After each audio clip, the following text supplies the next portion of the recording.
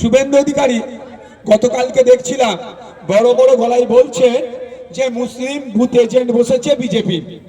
আরে বাবা, আমি এর বিরোধিতা করছি না, কিন্তু শুভেন্দু অধিকারীকে আমি এখান থেকে প্রশ্ন করতে চাই, ভাঙড়ের জমিন থেকে প্রশ্ন করতে চাই, হাতিশালা থেকে বলতে চাই, পশ্চিম বাংলায় 42টা প্রার্থী দিয়েছেন আপনারা, সেই 42-এর মধ্যে কটা মুসলিম সমাজের প্রার্থী দিয়েছেন তার তথ্যটা আগে দিন, সেটা আগে বলুন।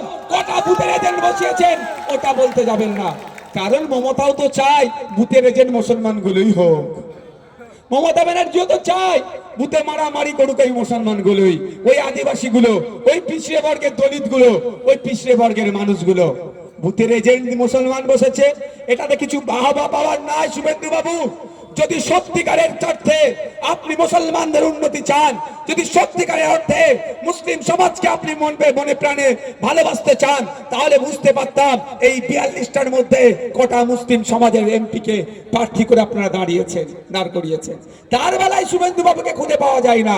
সবকা সাথ সবকা বিকাশ বললেও যখন দরকার কাজের ক্ষেত্রে মুসলিম সমাজকে খুঁজে পাওয়া যায় না, দলিতকে খুঁজে পাওয়া যায় না, আদিবাসীকে খুঁজে পাওয়া যায় না। আজকে পশ্চিম বাংলাতে 8,500 শিক্ষা প্রতিষ্ঠান বন্ধ হতে চলেছে। কই শুভেন্দু বাবুরা, কই দিলীপ ঘোষরা, কই সুকান্ত মজুমদাররা? কেন পশ্চিম বাংলায় 8,500 শিক্ষা প্রতিষ্ঠান বন্ধ হচ্ছে? এর জবাবটা চাওয়ার জন্য পশ্চিম বাংলার 70টা এমএলএ 18টা এমপি ছিল, তাদেরকে নিয়ে কটা আলোচনা করেছেন, তাদেরকে নিয়ে কটা প্রতিবাদ মিছিল করেছেন, তাদেরকে নিয়ে কটা এই রাজ্য সরকারের বিরোধিতা করেছেন? খুঁজে পাওয়া যাবে না, কারণ শুভেন্দু বাবুরাও জানে যে যেখানে 8,500 শিক্ষা প্রতিষ্ঠান বন্ধ হচ্ছে, তার এই 8,500 শিক্ষা প্রতিষ্ঠান যেখানে দলিতরা থাকে, যেখানে আদিবাসীরা থাকে, যেখানে মুসলিমরা থাকে, যেখানে পিছড়ে বর্গের মানুষেরা থাকে, সেই সমস্ত এলাকার শিক্ষা প্রতিষ্ঠান বন্ধ হচ্ছে। ও হলে আরো ভালো শুভেন্দু বাবুদের, কারণ বিভাজনের রাজনীতি করতে পারবে। যদি দলিতের ছেলে, আদিবাসীর ছেলে, মুসলিমের ছেলে, পিছড়ে বর্গের ছেলেগুলো শিক্ষিত হয়ে যায়, তাহলে বিভাজনের রাজনীতি কাকে দিয়ে করবে?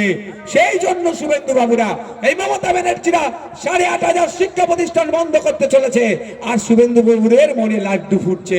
তাই বলবো, এই ভাঙড়ের জমিনে দাঁড়িয়ে বলছি, যারা 2021 সালে তৃণমূলের অত্যাচারে বিজেপিকে ভোট দিয়েছিলেন, তাদের উদ্দেশ্যে বলছি, যদি প্রকৃত উন্নয়ন চান, মানুষের জন্য যদি কাজ করতে চান, দলিতের জন্য যদি কাজ করতে চান, আদিবাসীর জন্য যদি কাজ করতে চান, মুসলিমের জন্য যদি কাজ করতে চান, অন্য কোনো কারো কথায় গলে যাবেন না। আসুন খাম চিহ্নের ছায়া তলে খাম চিহ্নকে ভোট দিয়ে পার্লামেন্টে পাঠান। আজকে শুভেন্দু বাবুরা অনেক কথা বলছে, তাই বন্ধুগণ আপনাদের বলবো, শুভেন্দু বাবুদের পাতা ফাঁদে পা দেবেন না, মমতা ব্যানার্জিদের পাতা ফাঁদে পা দেবেন না। শুভেন্দু বাবুরা এসে কি করে? চুলকে ঘা করতে চায়, আর মমতা ব্যানার্জি এক্সপায়ার ডেটের মলম লাগিয়ে ঘাটাকে আরো বিগড়ে দেয়। তাই সময় এসেছে, চুলকে ঘা ওদের করতেও দেবো না, আর মমতা ব্যানার্জিকে বলবো আপনার এক্সপায়ার ডেটের মলম আমাদেরও লাগবে না।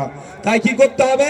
শুধু ভাঙড় নয়, পশ্চিম বাংলা নয়, দেশ থেকে এই বীজমূল মুক্ত দেশকে গড়ে তুলতে হবে। সর্বপ্রথম দায়িত্ব নিতে হবে ভাঙড় থেকে বীজমূল মুক্ত ভাঙড়, যাদবপুর থেকে বীজমূল মুক্ত যাদবপুর, তারপরে পশ্চিম বাংলা থেকে বীজমূল মুক্ত পশ্চিমবঙ্গ, তারপরে দেশ থেকে বীজমূল মুক্ত দেশ করতে হবে। বীজমূল মানে বুঝতে পেরেছেন তো? কে কে কে? হ্যাঁ হ্যাঁ, তৃণমূল আর বিজেপি। শেষ করছি, শুধু আমি একটা কথা বলে শেষ করে দেব। সিপিএম এর বন্ধুরা, আজকে মোহাম্মদ সেলিম সাহেব এসে ভাঙড়ে আমার সম্পর্কে একটা কি গেছে ইমোশনালি কথা বলতে গিয়েছিল, কি সালামেরও নাকি উত্তর দেয়নি। ইমোশনালি আমাকে, মানে ভাঙড়ে ধর্মপ্রাণ মুসলমানদের মনে একটা আঘাত দিতে চেয়েছিল, ভাইজান কত খারাপ এটা বলেছিল, সালামের উত্তর দেয়নি। মানে বুঝতে পেরেছেন কোন জায়গায় আঘাতটা করতে চেয়েছিল? এরা ভালো করে ভাঙড়ের মানুষেরা জানে, চাই হিন্দু হোক চাই মুসলমান হোক, ভাইজান কতটা ধর্মনিরপেক্ষ, ভাইজান কতটা ধর্মপ্রাণ, এটা ভালো করে ভাঙড়ের মানুষেরা জানে। কি ভাই? আজকে আমি একটা কথাই শুধু মোহাম্মদ সেলিম সাহেবদের উদ্দেশ্যে বলবো, পশ্চিম বাংলায় যদি প্রকৃতপক্ষে আপনারা সত্যিকারের অর্থে জোট করে থাকেন, আজ 30 তারিখ বেলা সন্ধ্যে 6টা পর্যন্ত ভোট প্রচারের জায়গা আছে। পশ্চিম বাংলাতে কোন একটা বামপন্থী মন্ত্রী সিটে যেখানে দাঁড়িয়েছে, এই যাদবপুরের কথাই বলছি, এই ভাঙড়ের কথাই বলছি, রাহুল গান্ধীকে নিয়ে এসে একটা ভাঙড়ে সিপিএম এর হয়ে প্রচার করাক, সোনিয়া গান্ধীকে নিয়ে এসে একটা প্রচার করাক, বা প্রিয়াঙ্কা গান্ধীকে। আমার বক্তব্য, কংগ্রেসের যে হাইকমান্ড আছে, রাহুল গান্ধী, সোনিয়া গান্ধী, প্রিয়াঙ্কা গান্ধী, এই তিনজনের মধ্যে একজনকে নিয়ে এসে এই ভাঙড়ে প্রোগ্রাম করাক সিপিএম এর হয়ে, তাহলে আমরা নুর ইসলাম খানের হয়ে ভোট চাই বন্ধ করে দেবো। এত বড় চ্যালেঞ্জ দিলাম। অনেক কথা বলছো তো, অনেক বড় বড় কথা বলে গিয়েছে তো, আমি মোহাম্মদ সেলিম সাহেবের উদ্দেশ্যে বলছি, নিয়ে আসুন ভাঙড়ে রাহুল গান্ধীকে নিয়ে এসে একটা প্রোগ্রাম করা। যেই দিন প্রোগ্রাম করবে সেই দিনই আমি লাইভে এসে বলে দেবো ভাঙড়ের মানুষ আর নুর ইসলাম খানকে ভোট দেবেন না।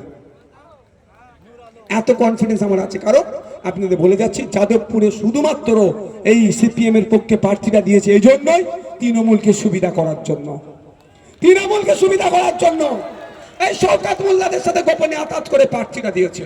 কারণ এই যাদবপুর থেকে আইএসএফ জিতে পার্লামেন্টে যাবে, সেটাকে আটকাতে হবে, সেই জন্য গোপনে রফা করেছে এই শওকত মোল্লা সাহেবদের সাথে সিপিএম এর নেতারা এখানে আটকাচ্ছে। তাই আপনাদের বলবো যে সিপিএম এই 11 বছর ধরে 12 বছর ধরে তৃণমূলের অত্যাচারিত হয়েছেন, সেই সিপিএম এর বন্ধুদেরও বলবো আপনাদের মূল্যবান ভোটকে নষ্ট করবেন না সিপিএম কে দিয়ে, আপনাদের মূল্যবান ভোট খাম চিহ্নে দেন। কারণ এই যাদবপুর থেকে, এই ভাঙড় থেকে তৃণমূল মুক্ত করতে পারবে একমাত্র খাম। তাই খামকে ভোট দিয়ে বেশি মার্জিনে পার্লামেন্টে পাঠান।